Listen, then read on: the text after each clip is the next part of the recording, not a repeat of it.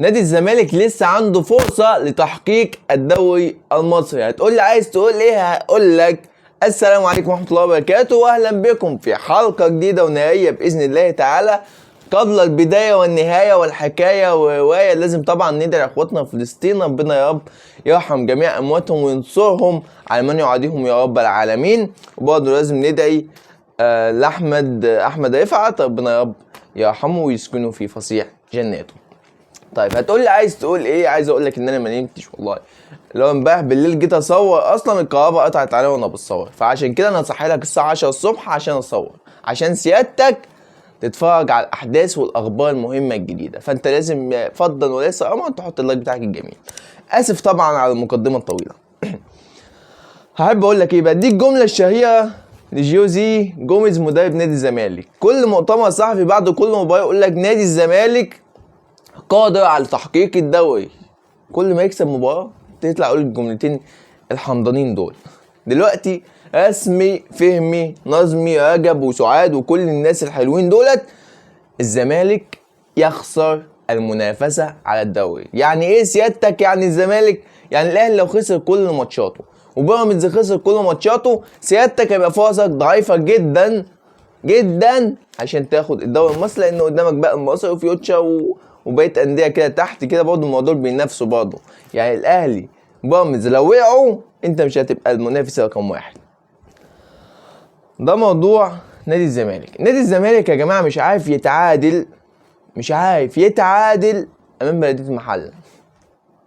مش عارف يتعادل. هو تعادل بس هو مش عارف، يعني هو بصعوبه بيتعادل. ان هو كان في كذا هجمه خطيره على نادي الزمالك، وكان في هجمه واحده فقط او الهجمه اللي تذكر لنادي الزمالك على بلديه المحله، ودي كانت بجون محقق. ودي بقى ناصر منسي بص كده للجون قال له والله يا ابني انت صعبان عليا. بص فوق كده ليه القمر بيبص له قال له خد الكوره دي ايه مني ليك هديه. غلبان.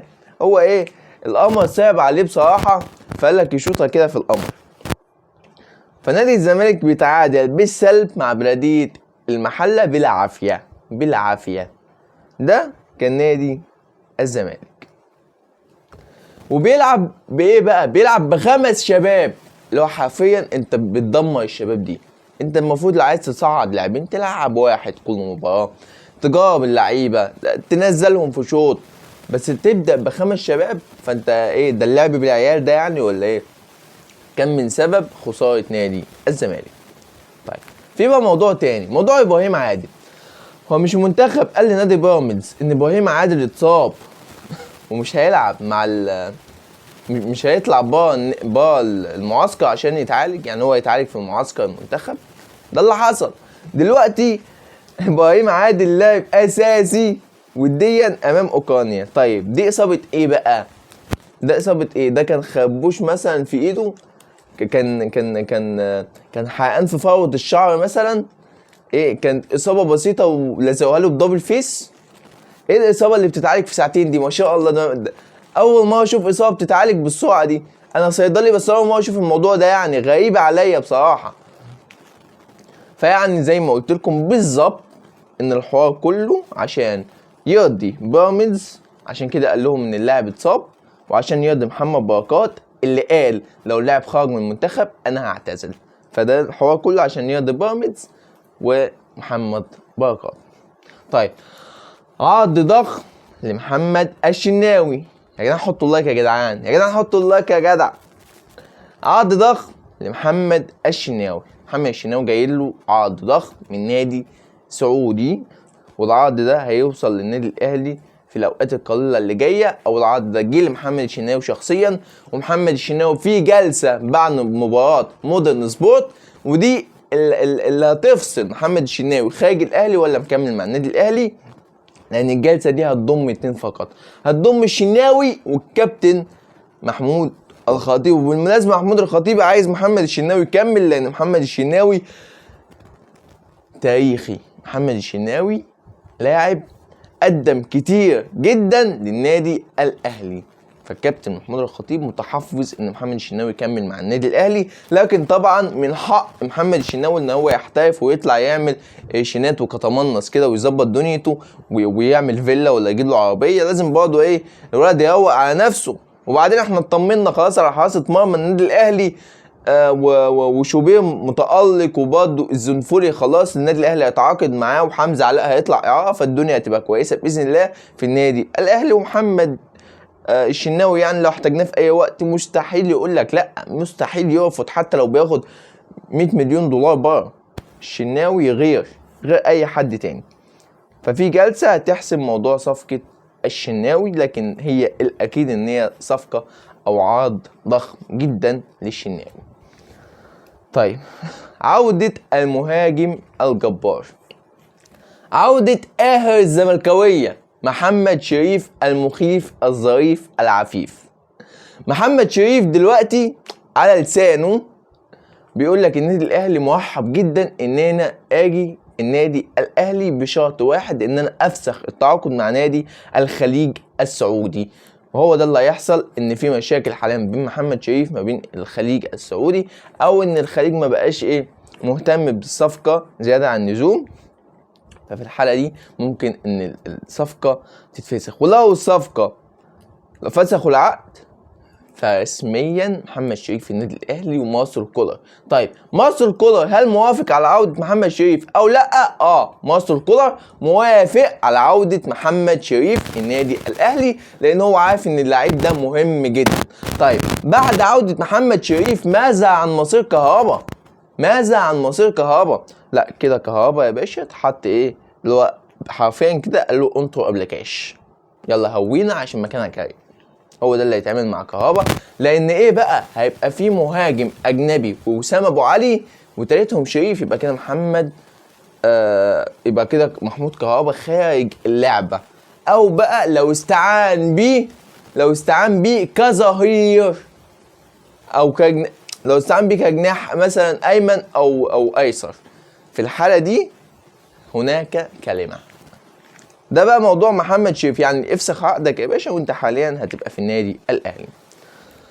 في بقى مهاجم تاني جبار ومهاجم مكسر الدنيا، وكان في وقت من الاوقات اجمدها مهاجم في القاره، فينسنت ابو بكر. طيب فينسنت ابو بكر حاليا نادي بشكتاش التركي هيتخلى عنه، مش عايز اللاعب من غير اي فلوس، يعني النادي الاهلي مش هيدفع فيه جنيه. ففينسنت ابو بكر عارض نفسه على النادي الاهلي، لكن مرتبه غالي جدا، 3 مليون يورو او 3 مليون دولار. فده رقم كبير جدا. لما النادي الاهلي سمع الرقم ده تحفظ على الصفقه وتعب نفسيا، فما الصفقه اتوقفت، لان احنا طبعا ما ملناش في الارقام دي. فينسنت ابو بكر سنه كبير جدا، لكن برضه هم النادي الاهلي مش عايزين يعيدوا نفس الموضوع بتاعه موديست. لكن يا جماعه موديست كان مبطل كوره، موديست 36 سنه، ابو بكر 32 سنه لسه برضه رجله في الملعب ولاعب كبير جدا. انا اتمنى ان هو يجي، لكن الرقم ده كبير قوي بصراحه. لكن بقى ابو بكر قال في استثناء، انا هتنازل عشان العب للنادي الاهلي.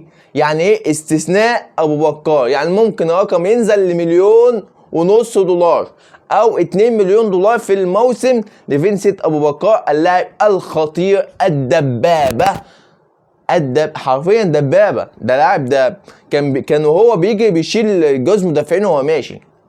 فبجد لا هيفرق جامد مع النادي الاهلي. هتقول لي ايه رايك في الصفقه؟ اقول لك والله ما عارف، حاسس ان هو سنه كبير، لكن هو برضه لسه رجليه في الملعب، فانا اصلا مش عارف، انا حرفيا مش عارف.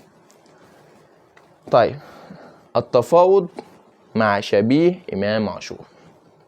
النادي الاهلي بيتفاوض مع شبيه امام عاشور. مين شبيه امام عاشور؟ والد محمد علي بن رمضان قال ان النادي الاهلي بعت استفسار على اللاعب، واللاعب موافق مبدئيا. فلسه النادي الاهلي برضه محافظ على الصفقه، لان الصفقه برضه 3 مليون دولار.